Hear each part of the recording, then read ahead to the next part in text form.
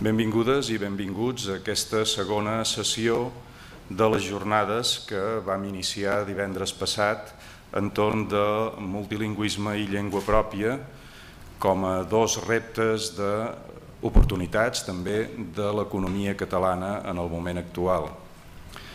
Així com divendres vam centrar l'atenció en les polítiques europees sobre el multilingüisme de l'economia, avui tenim la sort de comptar, jo crec que amb el millor conferenciant que podríem tenir per conèixer de primera mà l'experiència de la política del Quebec, una de les més importants en el camp econòmic respecte a la llengua.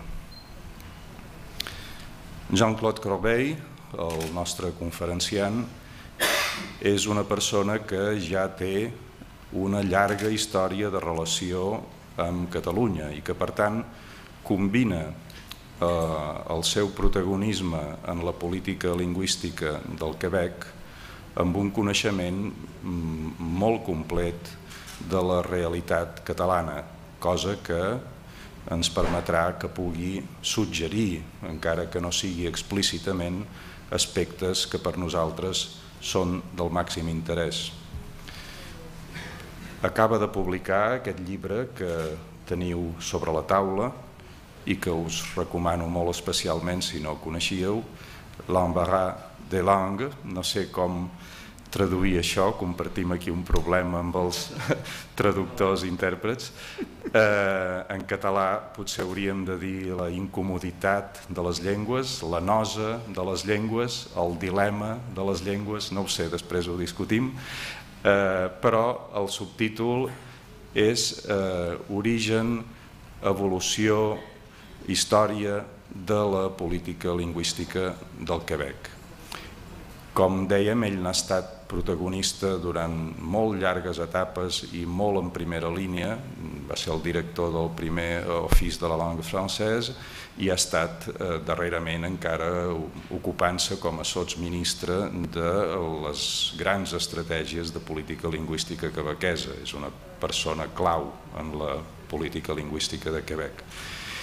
I li hem demanat, jo li deia que no sé si li hem fet un mal favor, però li hem demanat que sobretot es fixi en aquest aspecte que per nosaltres té el màxim interès, que és que la francització és perfectament compatible amb la internacionalització de l'economia quebequesa i que des d'aquesta perspectiva ens pugui aportar idees, experiències que també siguin útils perquè la gent d'aquí, les empreses d'aquí, vegin que el multilingüisme sortiria reforçat de la incorporació satisfactòria de la llengua pròpia del català com a llengua de treball i com a llengua de relació amb els clients i usuaris. Segur que ell ha anat molt més enllà de l'encàrrec que li han fet i que ens dirà moltíssimes coses interessants. Jo li agraeixo una vegada més l'esforç i les seves aportacions i després, si no hi té inconvenient, podríem obrir un col·loqui per acabar de comentar alguns aspectes. Merci Isidore. Nous avons sur ces deux sujets beaucoup d'informations à échanger, donc je vais faire les choses assez rapidement. En introduction, j'aimerais vous donner quelques renseignements d'ordre historique pour vous permettre de mieux saisir l'origine de la politique linguistique et les raisons qui ont fait que l'anglais et le français sont en concurrence, ont été en concurrence et sont toujours en concurrence au Québec et en Amérique du Nord en général. La langue française est introduite dans la vallée du Saint-Laurent par la colonisation française, comme vous le savez, à partir de la fondation de Québec en 1608. C'est le 400e anniversaire, c'est l'an prochain.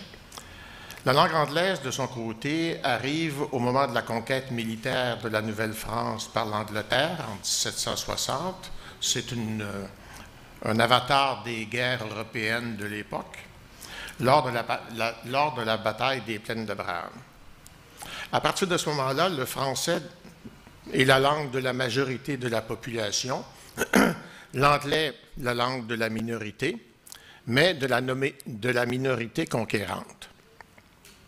Le commerce avec la France est interdit, les marchands français sont ruinés, les marchands anglais les remplacent, l'anglais devient la langue du commerce et des affaires, et ce sera le deuxième sujet de la conférence de ce soir.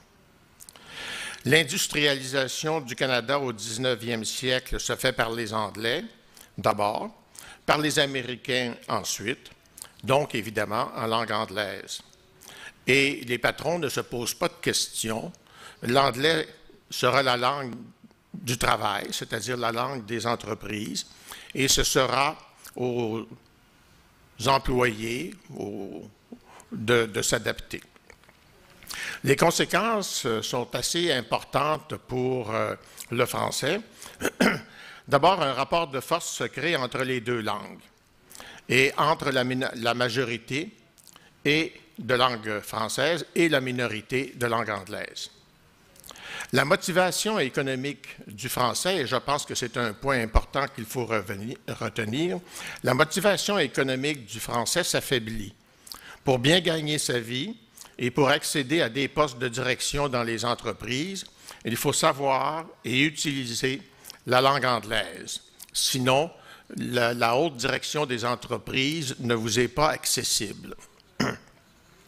Dès leur arrivée, les immigrants comprennent la situation et s'intègrent à la minorité anglaise économiquement dominante. L'importance démographique de la majorité de langue française est ainsi mise en danger. Les francophones prennent de plus en plus conscience de leur situation et cherchent les moyens de la corriger. Il y a eu au moins 2 enquêtes importantes qui ont permis de bien décrire la situation.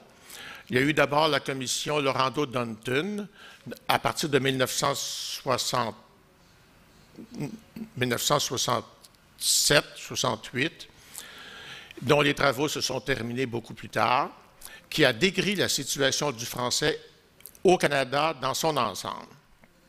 Il y a eu ensuite une deuxième commission, la commission Gendron, qui a eu pour objet de décrire la situation du français au Québec seulement, à la fois du point de vue de son statut, du point de vue de sa puissance économique et au point de vue des attitudes des immigrants à l'égard de la langue française d'une part et à l'égard de la langue anglaise d'autre part.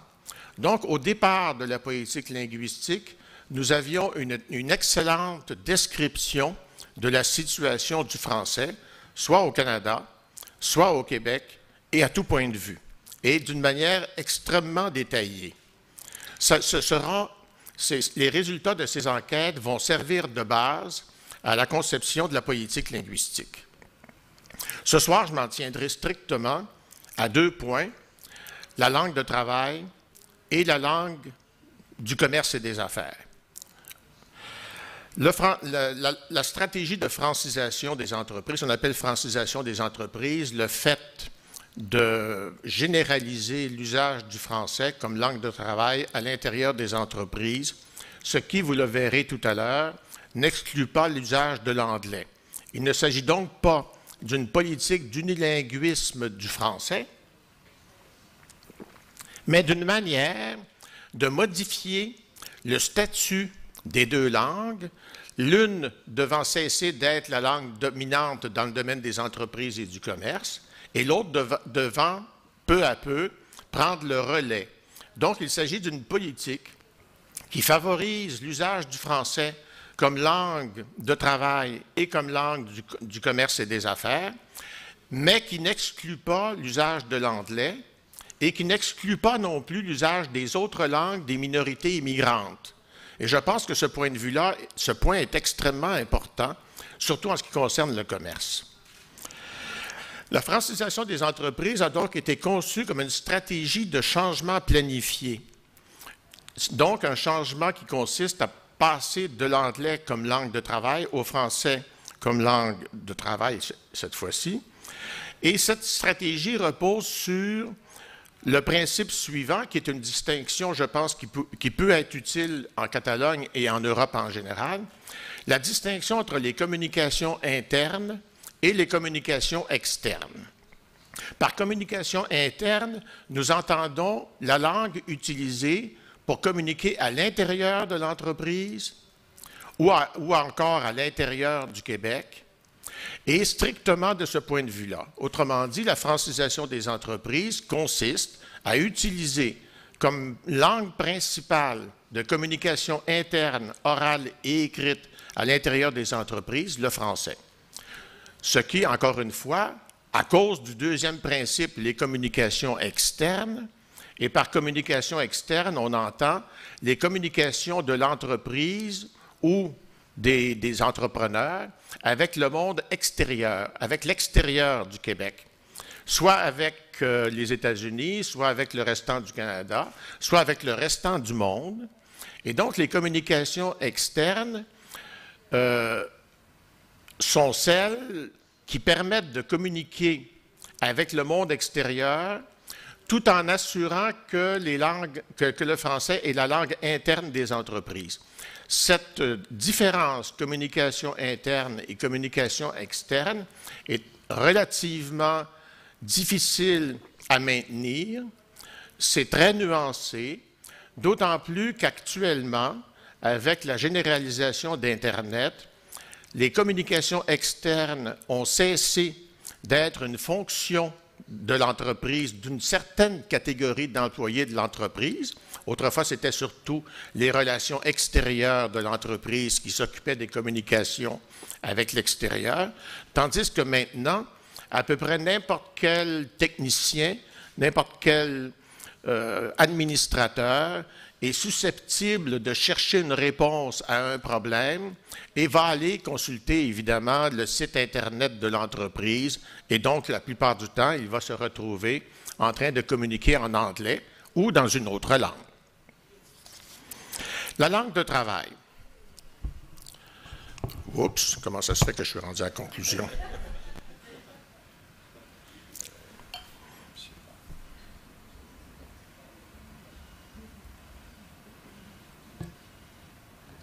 Ça, voilà, ça c'est parfait.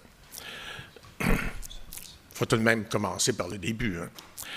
Les obligations qui sont communes à toutes les entreprises, parce que la stratégie de francisation des entreprises repose sur trois analyses, pour ainsi dire. D'abord, les obligations auxquelles toutes les entreprises doivent se soumettre. Ensuite, il y a les obligations des entreprises de 50 employés et plus, jusqu'à 100.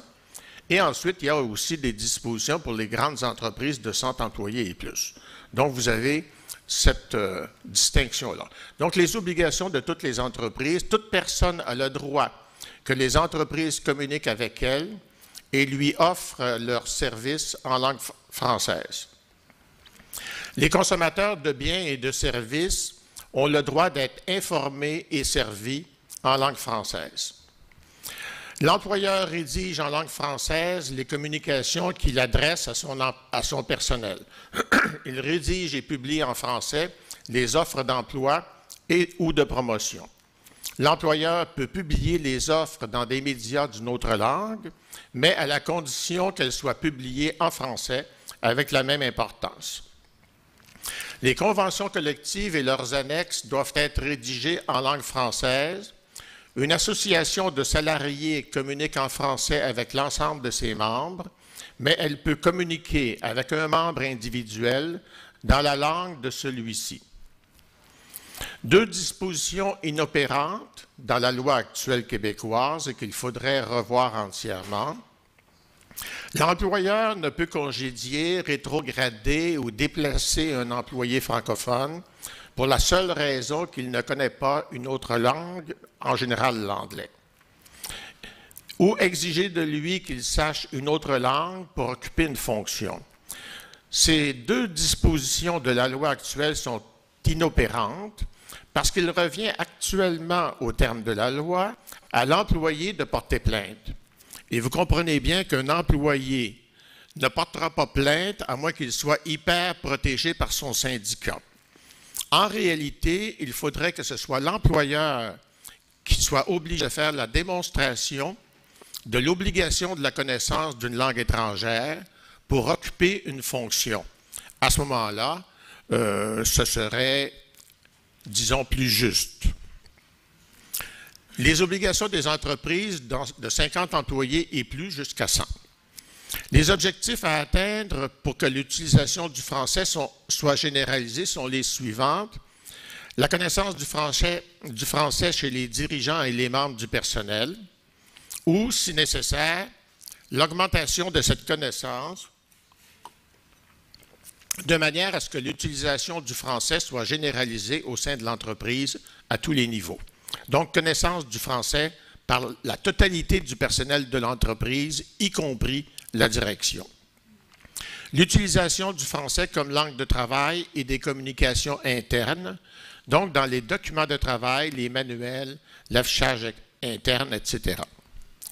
L'utilisation du français dans les communications avec l'administration, c'est-à-dire avec tous les organes du gouvernement, la clientèle, les fournisseurs, le public et les actionnaires québécois. L'utilisation d'une terminologie française, c'est normal. L'utilisation du français dans l'affichage public et la publicité commerciale. Une politique d'embauche, de promotion et de mutation appropriée. Et enfin, l'utilisation du français dans les technologies de l'information, intranet, logiciels de travail, support technique informatisé, etc.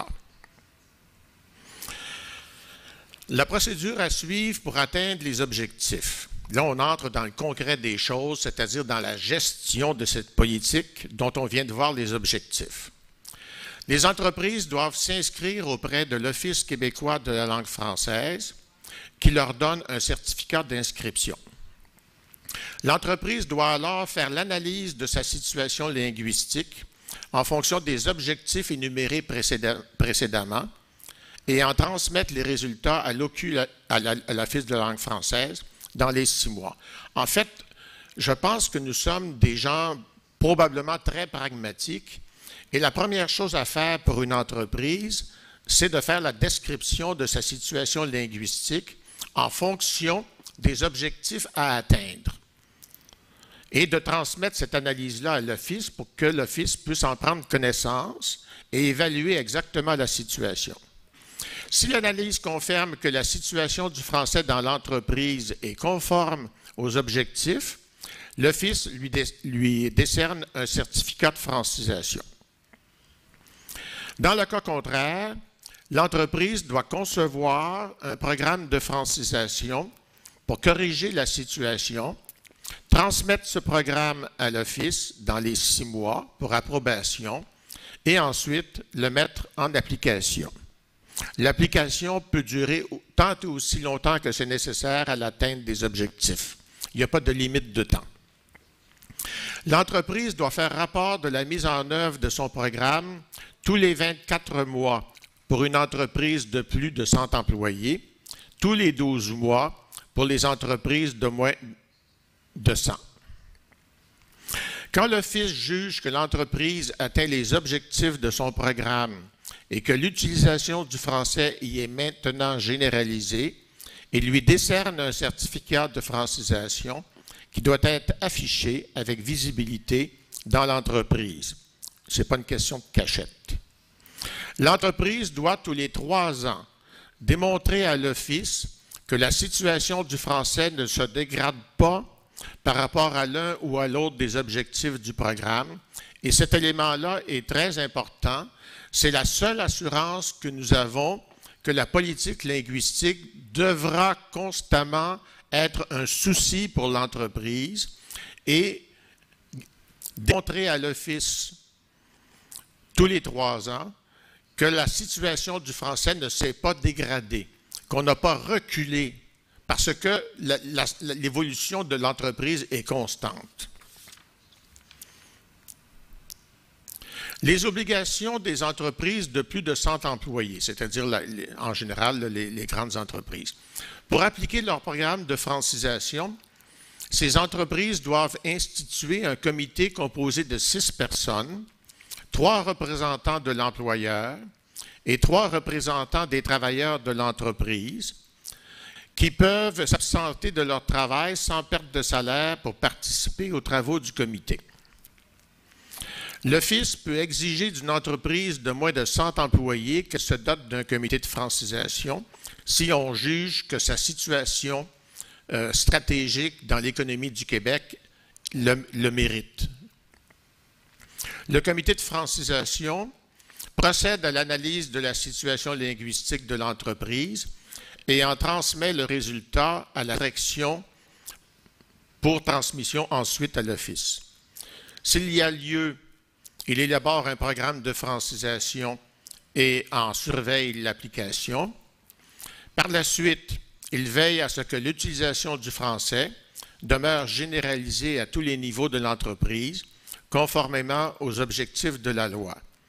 Nous avons pensé que dans les très grandes entreprises, en général syndiquées, il était nécessaire de mêler les syndiqués, les employés, à la stratégie d'application de la politique linguistique, de manière à ce que ce soit équilibré, employeur-employé, et que l'un et l'autre, ou les uns et les autres, soient parfaitement conscients des objectifs à atteindre et de la nécessité de les atteindre.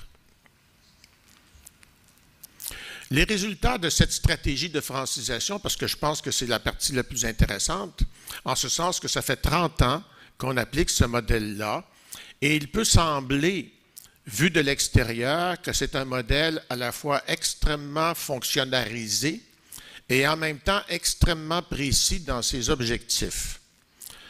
Donc, au bout de 30 ans, est-ce que ce modèle a fonctionné? Est-ce que cette stratégie a fonctionné? Depuis 1977, plus de 6 000 entreprises ont appliqué un programme de francisation.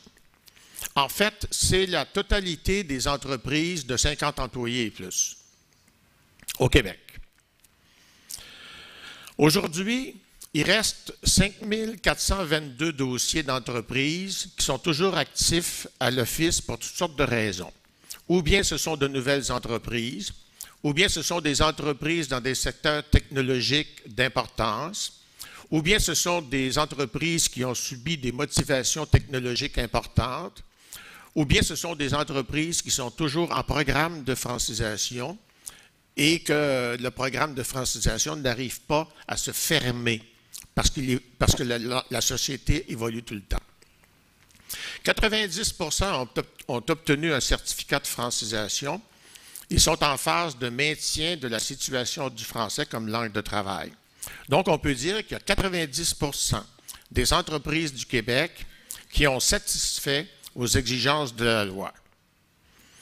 10%, soit exactement 520, sont en cours de programme, soit en phase d'analyse de leur situation, dans le cas de nouvelles entreprises, parce qu'il y a constamment des entreprises qui se constituent, soit en cours d'application d'un programme, parce qu'ils n'arrivent pas à atteindre l'un ou l'autre des objectifs du programme.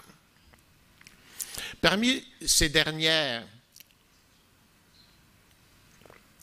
c'est-à-dire celles qui sont en cours de programme, nous avons énormément de difficultés avec les entreprises qui sont dans des secteurs de haute technologie, sans cesse en évolution. En réalité, il y a à peu près 250 dossiers. En réalité, il y en a 252.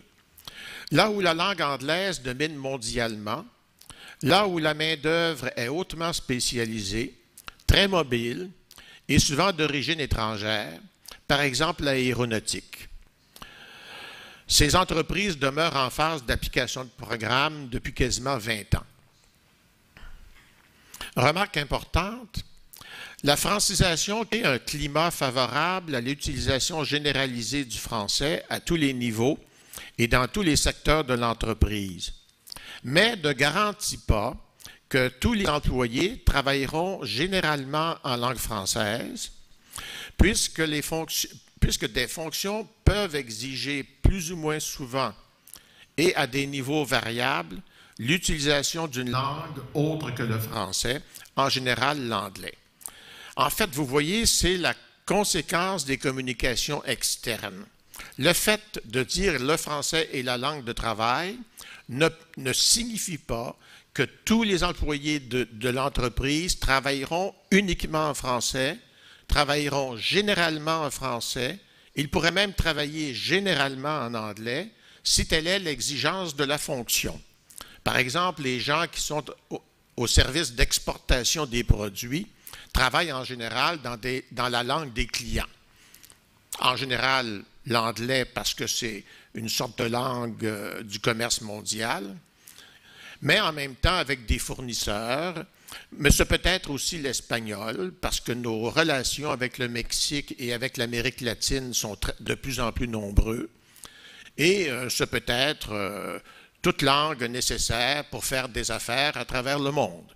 Donc, si votre emploi est un emploi qui vous offre souvent la possibilité de communiquer avec l'extérieur du Québec, il sera à ce moment-là normal que l'employeur exige de vous la connaissance d'une langue étrangère.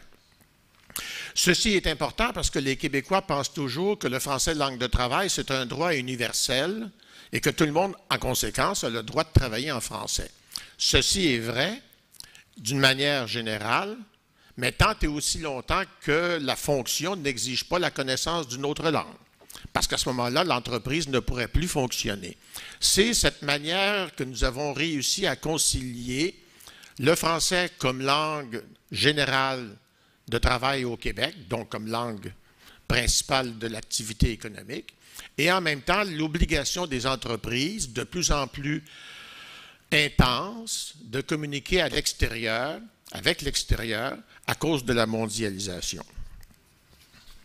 Et la tendance à la concentration des entreprises modifie constamment la situation linguistique des grandes entreprises québécoises et modifie sans cesse le réseau des communications extérieures avec les sièges sociaux et avec les autres partenaires de la même entreprise mondialisée. C'est une chose que nous avons le plus de difficultés à gérer actuellement parce que la pression de la concentration des entreprises est telle que nous devons constamment renégocier avec de nouveaux sièges sociaux le programme de francisation avec des partenaires qui ne sont pas québécois, qui peuvent être hollandais, qui peuvent être portugais, qui peuvent être de n'importe quelle nationalité.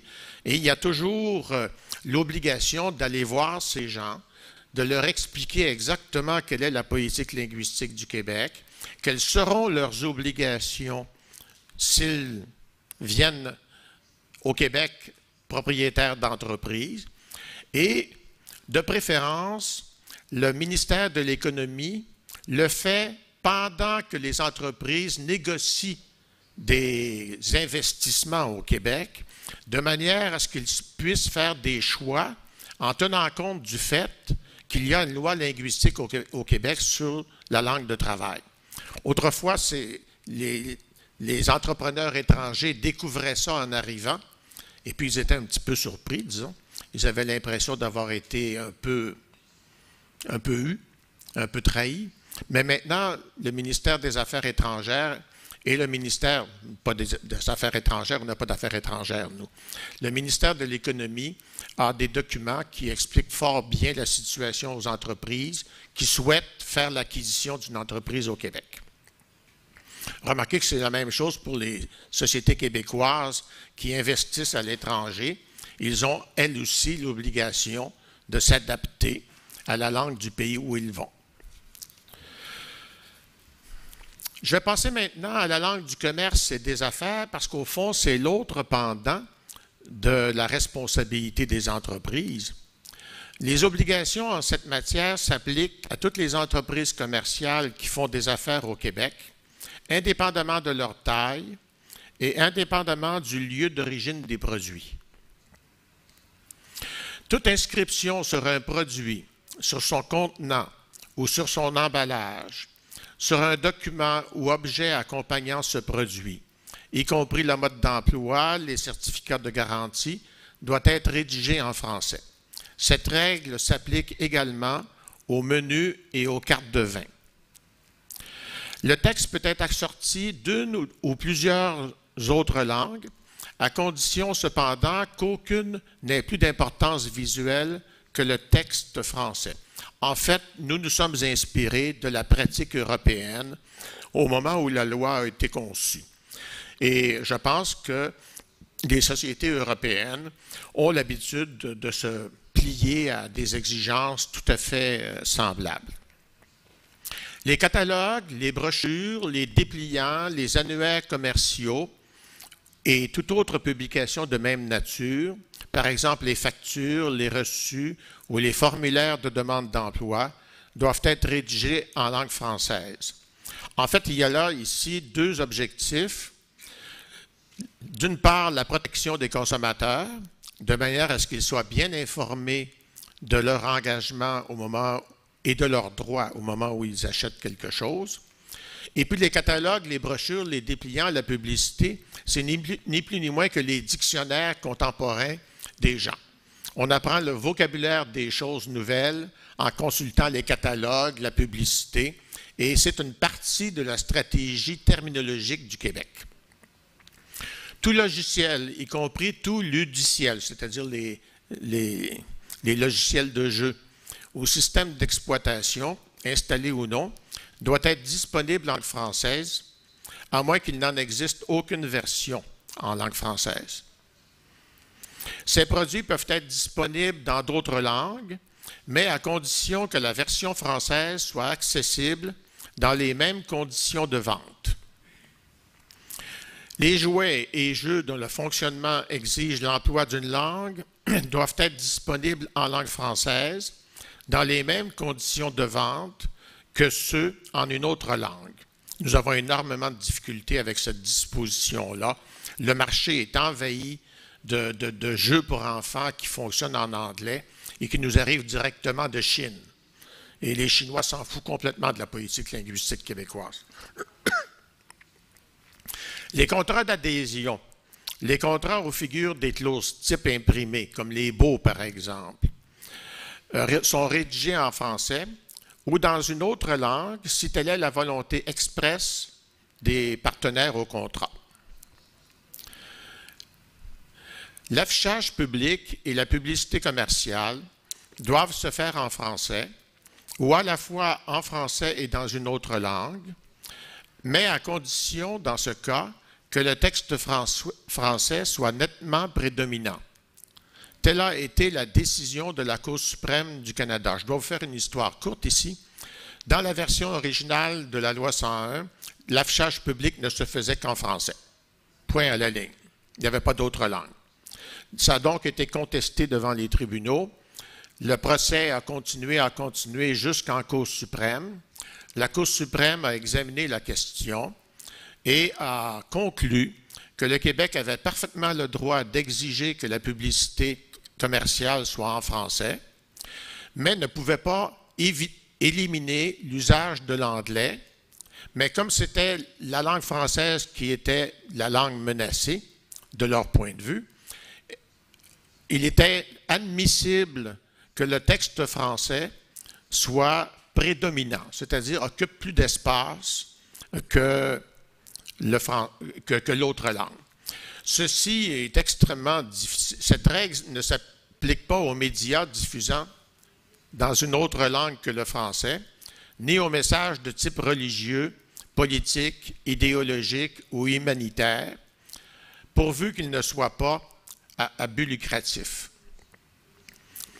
Le nom d'une entreprise commerciale doit être en langue française, y compris à la devanture d'un établissement, sauf si une partie du nom est un patronyme, c'est-à-dire un nom propre, un toponyme, un nom de lieu, une expression artificielle formée de lettres ou de chiffres ou de syllabes, ou une expression tirée d'une autre langue. Cependant, en vertu, et ça ici c'est très important, cependant, en vertu du droit commercial international, rien ni personne ne peut interdire à une entreprise d'utiliser comme nom sa marque de commerce. même si cette marque de commerce est rédigée dans une autre langue que le français ou la langue d'un autre pays. Par exemple, United Color of Benetton, Best Buy, Burger King, etc. Aucun gouvernement ne peut l'obliger à en changer, à moins que l'entreprise n'accepte de le faire d'elle-même volontairement. De sorte que dans les rues du Québec actuellement, on voit de plus en plus à la devanture des magasins des raisons sociales qui sont en langue étrangère, en général de société américaine, donc en anglais. Les Québécois ont l'impression que l'affichage public s'anglicise et nous demande au gouvernement de faire arrêter cette pratique-là. Cependant, en vertu de la Convention internationale commerciale, la raison sociale d'une entreprise est protégée depuis, je pense, quelque chose comme 1898. En fait, c'est à la fin du 19e siècle que cet accord-là a été conclu. Donc, vous ne pouvez pas obliger une entreprise à avoir une raison sociale en langue française si cette entreprise utilise sa marque de commerce comme raison sociale. Vous voyez très bien ce qui est arrivé. Toutes les entreprises ont déposé leur raison sociale et en ont fait une marque de commerce. Les problèmes d'application de ces dispositions, à cause de la mondialisation des échanges économiques et de la délocalisation des entreprises vers les pays à faible coût de main-d'œuvre, de plus en plus de produits vendus au Québec proviennent de pays étrangers, notamment asiatiques. Les entreprises importatrices ou exigent de leurs fournisseurs qu'ils respectent les règles québécoises et canadiennes en matière de commercialisation des produits, ou ne le font pas, sous divers prétextes, produits destinés à une clientèle de cette langue, par exemple les produits alimentaires destinés uniquement aux Chinois, ou produits destinés à peu de clients, par exemple la nourriture pour les animaux familiers et notamment les animaux de plus en plus exotiques. Je ne sais pas moi, la nourriture des serpents. Il n'y a pas beaucoup de clients au Québec pour acheter de la nourriture de serpents. Dans beaucoup de cas, le texte français est truffé d'erreurs, souvent nettement incompréhensibles. C'est le résultat de la traduction par Internet, avec les moteurs de traduction automatique. Ça vous donne des incongruités absolument effrayantes et les textes sont strictement illisibles pour personne. Remarquez que le texte anglais est de la même nature. Il est aussi mauvais que le texte français, donc il y a une sorte d'équilibre qui se joue là-dedans. Les deux textes sont mauvais et on ne comprend rien. En affichage, il est très difficile de juger du caractère nettement prédominant du texte français. Ça, c'est la décision de la Cour suprême. Dans les cas douteux ou contestés, si quelqu'un dit que le français n'est pas prédominant, il faut procéder avec précision, opération facilement tournée en ridicule par les opposants, sans mentionner que cette règle vient d'un arrêt de la Cour suprême. C'est-à-dire qu'on voit constamment dans les journaux anglophones des blagues sur les fonctionnaires de l'Office de la langue française qui sont en train de mesurer la taille des lettres à la devanture d'un magasin. Ils en font la gorge chaude, ils disent qu'on est n'importe quoi, qu'on est vexatoire, qu'on refuse l'importance de la langue anglaise, alors que c'est tout simplement la décision de la Cour suprême, mais ça, ils ne disent jamais. Au fond, ils disent, c'est le Québec qui veut que le français soit prédominant. Alors que nous, on ne voulait pas qu'il soit prédominant, le français. On voulait qu'il soit seul, ce qui est extrêmement différent. Mais maintenant qu'on est obligé de mesurer, il faut bien qu'à un moment donné, qu'un fonctionnaire parte avec sa règle et puis se mette à mesurer. Mais il y a des cas qui sont nettement plus difficiles. Sur un coin de rue, quelle est la façade du magasin qui est prédominante? Celle qui est sur la rue principale ou celle qui est sur la rue latérale? Ou encore, est-ce que le bleu l'emporte sur le rouge? Ou est-ce que c'est l'inverse? Le rouge sur fond blanc est plus visible que le blanc sur fond rouge. Vous voyez les problèmes absolument insolubles que la Cour suprême n'a pas voulu prendre en compte en disant « c'est une bonne règle, le français doit être plus évident », mais ils n'ont pas voulu considérer qu'ils nous mettaient devant une obligation qui était presque irréalisable dans le concret des choses. La procédure à suivre en guise de conclusion. Ça, c'est parfait. La politique linguistique du Québec s'est élaborée peu à peu en une quinzaine d'années, entre 1960 et 1977, par l'entreprise de 3 gouvernements successifs, poussés à l'action par une majorité de Québécois déterminés à demeurer de langue et de culture française en terre d'Amérique. Je pense que la dernière phrase est votre meilleure garantie du succès d'une politique linguistique. Fondamentalement, une politique linguistique tiendra et sera efficace tant et aussi longtemps que l'opinion publique la soutiendra. Et en même temps, l'opinion publique, vigilante, est la seule manière d'éviter les tentations électoralistes des gouvernements. En cette époque de profonde mutation de la population sous l'effet de l'immigration et en cette époque d'hégémonie mondiale de la langue anglaise, les gouvernements sont extrêmement sensibles à l'électorat. Comme les immigrants votent et comme en même temps l'hégémonie mondiale de l'anglais devient de plus en plus accrue, ce serait très facile pour un gouvernement de vouloir atténuer la politique linguistique de manière à rendre les choses plus souples du point de vue international ou d'une manière plus souple pour les immigrants. Donc, la seule manière pour une politique linguistique de se maintenir, c'est d'avoir l'appui constant d'une population qui est militante, d'une population qui est décidée à maintenir les objectifs. À venir jusqu'à maintenant, c'est ce qui se passe au Québec et c'est pour ça que les gouvernements n'osent pas toucher à la politique linguistique pour la simple raison que ce serait probablement une vraie révolution. La stratégie de francisation des entreprises repose sur 3 années d'expérimentation avec la collaboration volontaire d'une douzaine d'entreprises de différents secteurs d'activité. Ensuite, mais ensuite seulement, cette stratégie s'est fondue en un texte de loi.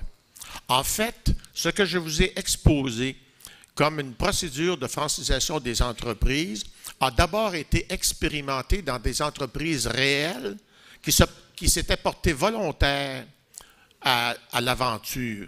Nous n'avons pas inventé les règles, nous les avons observées sur les lieux de travail et avec la collaboration des entrepreneurs eux-mêmes, avec la collaboration des chefs d'entreprise. Et ce n'est que peu à peu que le modèle s'est raffiné et qu'on est arrivé à ce que je vous ai présenté ce soir. Et je pense que cette remarque est prudente.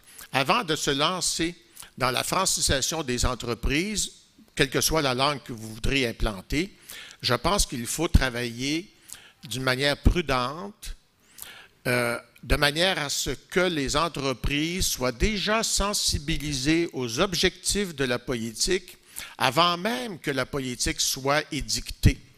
Autrement dit, il ne s'agit pas de faire d'abord une politique et ensuite de l'appliquer. Il s'agit d'aller voir d'abord si une politique est applicable et ensuite, peu à peu, avec la collaboration des entreprises, arriver à la possibilité d'une règle qui soit adaptée à la situation réelle des entreprises d'un pays donné. La politique linguistique du Québec peut tout au plus, et ça c'est ma dernière conclusion, servir de source d'inspiration à d'autres pays.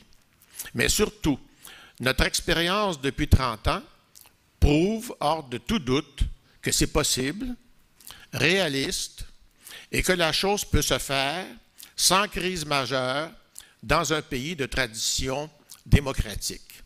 Je pense que ceci est la seule conclusion que j'aimerais que vous ayez en tête. 1, c'est possible de faire une politique de francisation des entreprises. C'est possible de faire une francisation du commerce et des affaires. Quand je dis francisation, mettez le catalan à la place, ça fonctionnera très bien.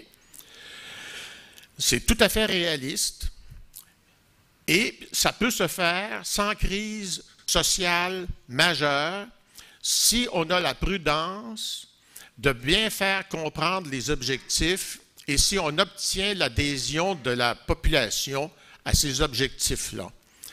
En fait, c'est la seule conclusion, je pense, que l'on peut tirer de l'expérience québécoise.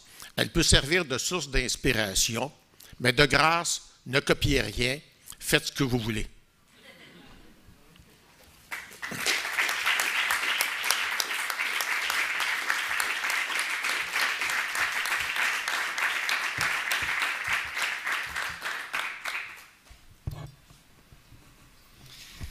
Sabíem per endavant que seria interessant i aquesta veu fonamentada amb l'experiència ens aportaria moltes idees.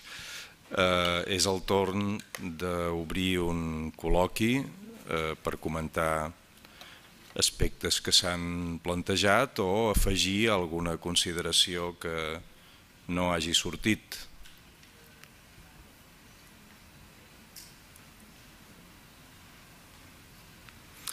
Mentre us ho penseu, aprofito per demanar-li a Jean-Claude Corbeil si ens podria explicar també, crec que és una distinció que ell mateix havia elaborat, la diferència entre l'ús personal o particular de la llengua i l'ús professional institucionalitzat de la llengua. Crec que és important perquè quan es parla, tu me comprends, j'espère, oui, quan es parla que el francès és la llengua de treball en les comunicacions orals, per exemple, aquesta distinció pot tenir algun sentit. Jo he vist textos quebequesos en què la gent diu, evidentment, en el cafè ningú controlarà si la gent parla francès o swahili perquè no és una comunicació de treball. C'est exactement la bonne distinction. En fait, la langue de travail est généralement le français dans toutes les entreprises du Québec, mais ça n'exclut pas l'usage d'autres langues, pour la simple raison que, comme je vous le disais, on peut être dans une fonction à l'intérieur d'une entreprise qui exige la communication avec d'autres langues. Par exemple, dans la maison d'édition où j'ai publié le volume, le français est la langue de travail, mais nous avons 5 langues de commercialisation des produits. Pour la simple raison que le domaine du livre, en fait, il s'agit d'un dictionnaire qui est multilingue. Donc, nous avons autant de partenaires à travers le monde presque que de langues. Et notre service commercial fonctionne en 5 langues. Mais tout le monde travaille en français à l'intérieur de l'entreprise. Nos logiciels sont en français, sauf les logiciels très spécialisés d'infographie et de montage, qui sont en anglais parce que nous utilisons toujours les copies zéro. C'est-à-dire nous sommes toujours en train d'utiliser la dernière copie qui est en cours d'élaboration par l'entreprise. Nous leur servons d'utilisateurs témoins. En fait, nous avons toujours accès aux copies zéro avant que les logiciels soient commercialisés. Ce qui fait que, évidemment, comme on travaille en relation avec l'entreprise directement et qu'elle est en Californie, on travaille en anglais.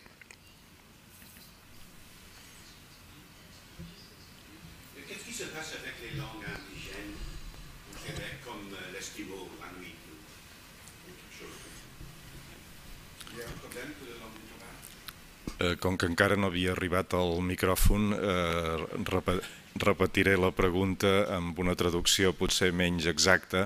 Què succeeix amb la llengua dels inuits, dels esquimals, a dins d'aquesta situació quebequesa? Le dossier des langues autochtones est un dossier très difficile au Québec. D'abord, à cause de leur petit nombre et de leur dispersion sur un énorme territoire.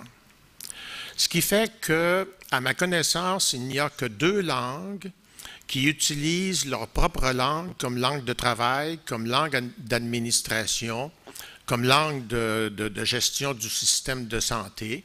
C'est l'Inuit, la langue esquimaude, et c'est le Cree, C-R-E-E. Les 2 communautés qui sont à l'extrême nord du Québec et qui sont suffisamment concentrées et nombreuses pour s'être donné des services linguistiques qui permettent d'utiliser ces langues-là dans des fonctions officielles. Tandis que si vous allez chez les Montagnais, ils sont dispersés sur l'ensemble d'un immense territoire. Ils ne sont jamais plus que 300 ou 400 par bande. Eux appellent bande ce que nous appellerions des villages ou des régions. Ce qui fait ils n'arrivent pas à se donner une forme standardisée de la langue. Or, pour utiliser une langue dans des fonctions administratives, dans des fonctions économiques, etc., il faut avoir une langue normalisée, standardisée. Donc, pour répondre à votre question, il n'y a que les Cris et les Esquimaux qui gèrent leurs propres entreprises dans leur langue. Évidemment qu'eux sont obligés d'avoir comme langue de communication externe le français et l'anglais. Vous avez parlé toujours des francophones en Québec, mais je voulais poser une question de relation des francophones de Québec avec les francophones de Nouveau-Brunswick, par exemple.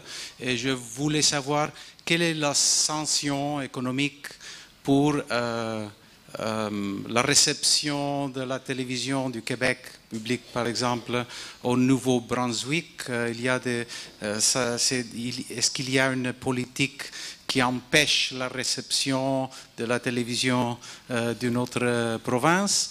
Et c'est un peu d'humeur locale. Et après, quelle est la politique québécoise pour aider le consommateur francophone à recevoir des télévisions, de radio, une pluralité d'options en français? Merci. Je dois tout d'abord dire que... Ça fonctionne, ça? Je dois tout d'abord dire que la Constitution du Canada fait que le domaine de la langue, de l'éducation et d'autres domaines sont de compétence des provinces. On appelle ça des provinces chez nous. Nous, on préfère dire que le Québec est un État et non pas une province, mais que voulez-vous, c'est le vocabulaire officiel. Donc, au départ, le Québec ne peut pas intervenir dans le dossier linguistique d'une autre province parce qu'il n'en a pas la compétence. Par exemple, nos relations avec le Nouveau-Brunswick ne peuvent se faire qu'à travers une collaboration institutionnelle entre, par exemple, les universités, mais il ne peut pas avoir lieu directement du Québec vers le Nouveau-Brunswick, à moins qu'il y ait un accord entre le Québec et le Nouveau-Brunswick. Au fond, le Nouveau-Brunswick, de même que l'Ontario et les autres provinces, sont entièrement autonomes dans leur politique linguistique. Par contre, du point de vue des ondes,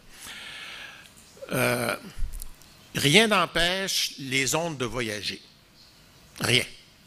Donc, Radio-Canada diffuse d'un océan à l'autre en langue française. Donc, tous les francophones du Canada ont accès à Radio-Canada en français. Et par satellite, n'importe qui en Amérique peut capter les stations de télévision du Québec. Donc, il s'agit que vous ayez une soucoupe et que vous soyez branché sur un système pour avoir accès à toutes les télévisions du Québec. Donc, il n'y a aucune interdiction à faire circuler les émissions de télévision. Je ne sais pas si ça répond à votre question.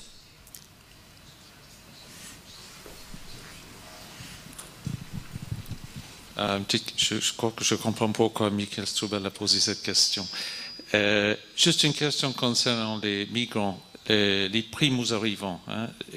Qu'est-ce qu'on fait pour les intégrer sur le plan linguistique au Québec? Est-ce qu'il y a des mesures spécifiques pour l'intégration et, par exemple, des cours de langue qui sont proposés, est-ce que ces cours sont payants, gratuits? Est-ce qu'il y a des sanctions liées si les personnes n'apprennent pas le français? Et quel est le lien entre, disons, l'intégration linguistique en dehors du marché du travail et puis dès que la personne fait partie de la force travailleur? Je vais faire la distinction entre les adultes et les enfants, parce que les dispositions sont différentes. Tous les enfants immigrants sont obligés de fréquenter l'école de langue française. Tous, sans exception.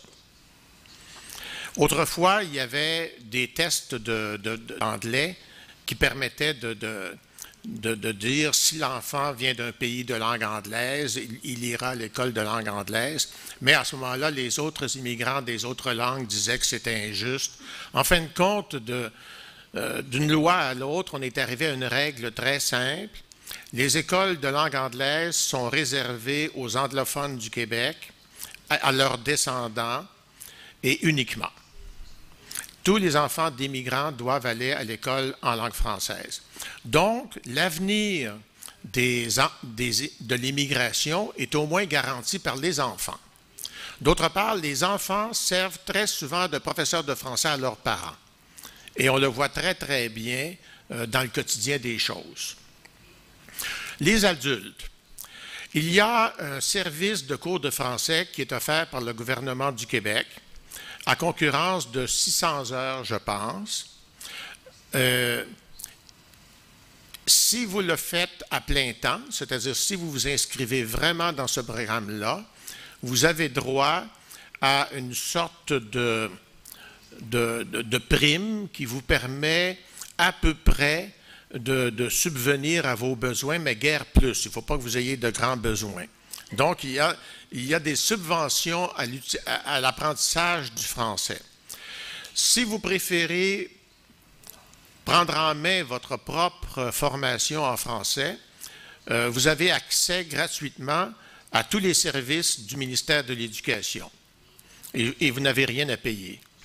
Donc, à ce moment-là, ce que les adultes font en général, c'est que leur première préoccupation est de se trouver du travail, donc de devenir autonome du point de vue financier, et ils s'inscrivent à des cours du soir, soit dans les commissions scolaires, soit dans les écoles, soit au niveau collégial, c'est-à-dire les premières années de l'université, soit carrément à l'université, selon vos intentions. Il y a également des cours de français spécialisés qui peuvent être donnés, et en général, c'est sur demande des entreprises. Et à ce moment-là, l'entreprise doit payer. C'est-à-dire, si une entreprise, je ne sais pas moi, d'énergie atomique qui a besoin de recruter à l'étranger énormément de spécialistes, veut que ses employés apprennent rapidement le français, ils vont tout simplement s'engager une société qui enseigne, mais à ce moment-là, ils pourront exiger que le français enseigné soit non seulement le français de base, mais que ce soit également le français de l'activité de l'entreprise, c'est-à-dire avec une terminologie de l'énergie atomique. Ma femme a fait ça pendant des années.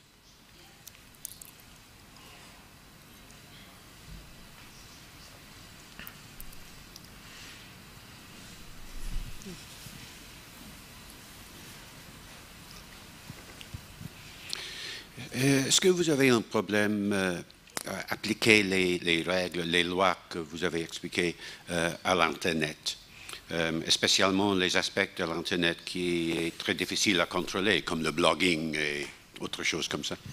Non, nous avons exactement avec Internet les mêmes problèmes que vous. En fait, Internet est une société privée et c'est géré comme une entreprise privée.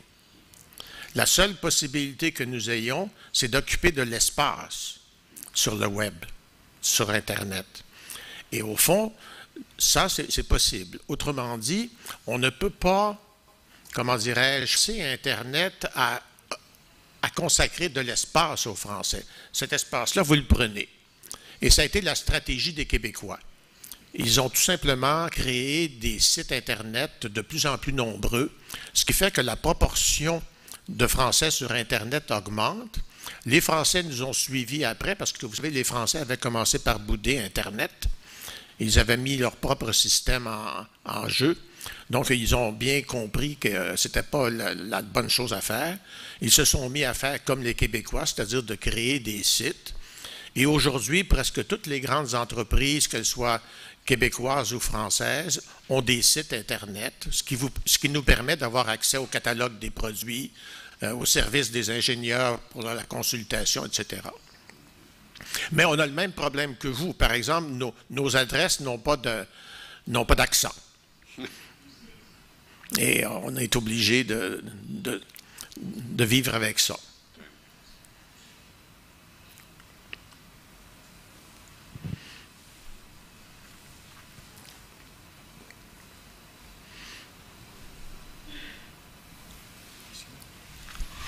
Bé, moltíssimes gràcies al professor Corbey i a tots vosaltres pel diàleg que hem tot just començat, perquè segur que hi ha molts altres aspectes que podríem comentar i particularment em quedo amb la idea que ha dit no copieu el que nosaltres hem fet, però en canvi jo diria sí que podem imitar com ho han fet i la manera de començar la política quebequesa amb dues comissions d'enquesta que donen una informació de base molt bona i amb una experiència de 3 anys veient, observant amb 12 empreses com funcionen les llengües per després fer una política adaptada a la mesura de les possibilitats, crec que segurament no copiable mecànicament, però imitable salvant les diferències, crec que ho podria ser i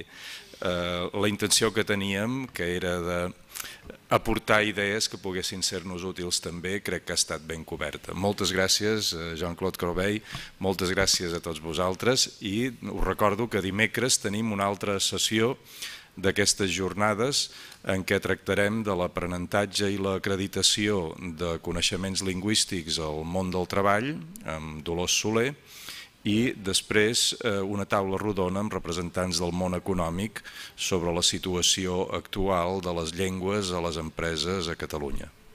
Us hi esperem si teniu ganes i possibilitat de ser-hi. A reveure a tots.